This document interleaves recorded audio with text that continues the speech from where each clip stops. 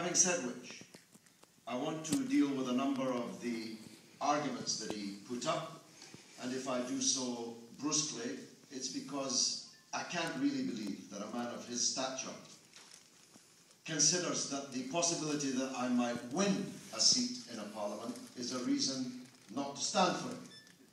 The idea that if I win a seat in Glasgow, it will somehow negate our political presence in Tower Hamlets is frankly ridiculous.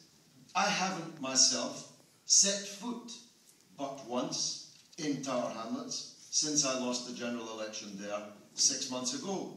And yet respect in Tower Hamlets is now absolutely pivotal to politics in the borough.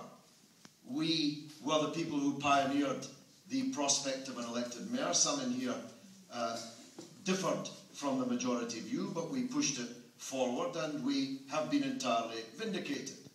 We promoted the candidature of Lutfer Rahman, which has actually broken the Labour Party in Tower Hamlets in 2 or maybe 3. And we have a by-election in a few weeks in the Spitalfields ward in Bethnal Green and Bow, and I tell you now we're going to have a huge victory in that by-election, and you won't find anyone who will dispute that. If I win a seat in the Scottish Parliament, it will mean we will have 3 bases rather than 2. We will have London, we will have Birmingham, and we will have Glasgow. What could possibly be wrong about that? And I give you an assurance now that it will not take any resources, not at all, not a penny, and not a person, from the work of respect in England. I will raise the money for the election campaign in Glasgow, and I will recruit the people to fight the election. You won't even, Terry, have to come on a bus around Glasgow, though it's a very fine city, and you would enjoy it if you wanted to come. Neither does it cause a problem on the issue of the national question. Not only do I support the Scottish people's right to self-determination, I'm actually one of the pioneers of the Scottish people's right to self-determination in this era. The very first speech I gave to a Scottish Labour Party conference was in Aberdeen in 1974, when most of you were not born.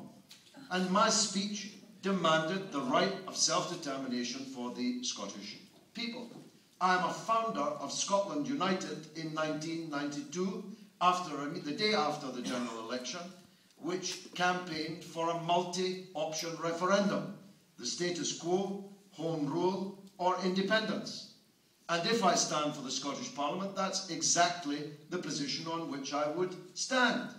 I would stand on the demand that the Scottish people, and they alone, must have the right to decide whether or not to continue in the British state. Time defeats me.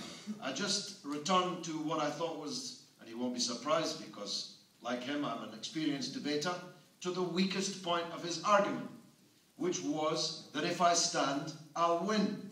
Now, how can it conceivably be against the party's interest for one of its leading members to stand in an election for a national parliament and win? And win we will if you give us the chance. Thank you very much.